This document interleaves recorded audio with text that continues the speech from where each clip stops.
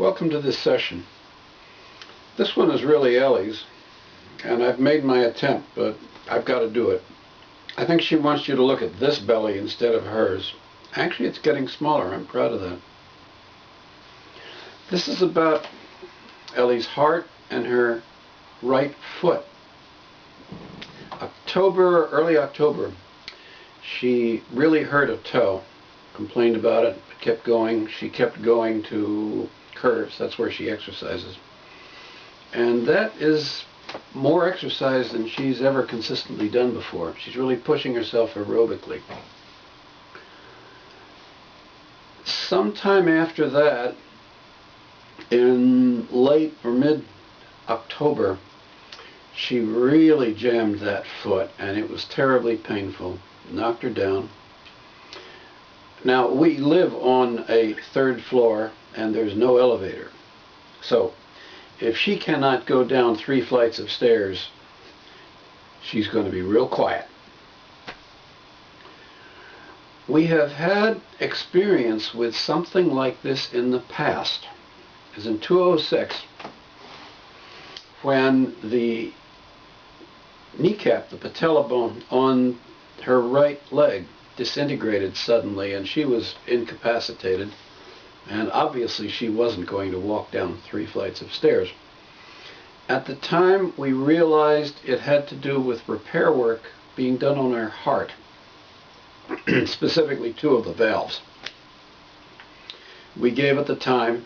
The repair obviously has been successful. She's exercising more now than she ever was before.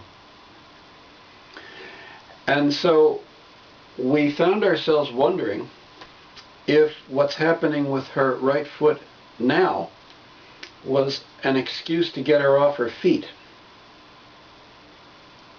In fact, it was really suspicious, but we couldn't get good answers. I then realized that some of the symbols that she was using weren't powerful enough, and I needed to rebuild them. I, for example, turned one group of circles in the form of a rectangle into 3 circles in the form of an equilateral triangle. It seemed to be much more powerful than she used it. That was Thursday, Friday. And then Sunday, she used some EFT from Gary Craig's website. A woman named Stacy Fornbrock, in an article about helping athletes with range of motion, suggested methods of using EFT tapping and statements of forgiveness and love that specifically targeted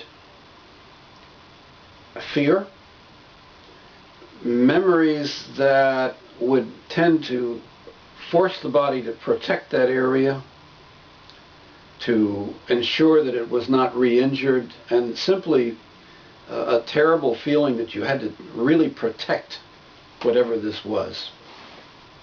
This is in the cells themselves. She did that Sunday night.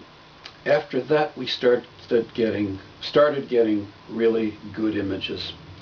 It was the 3rd valve that hadn't been done. That valve is good now. The skin flap is good. The muscles are well designed, and they're well.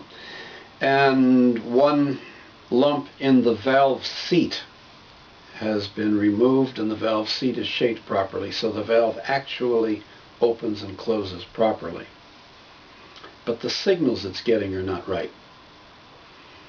And you can see why. She had diphtheria and scarlet fever at age 8.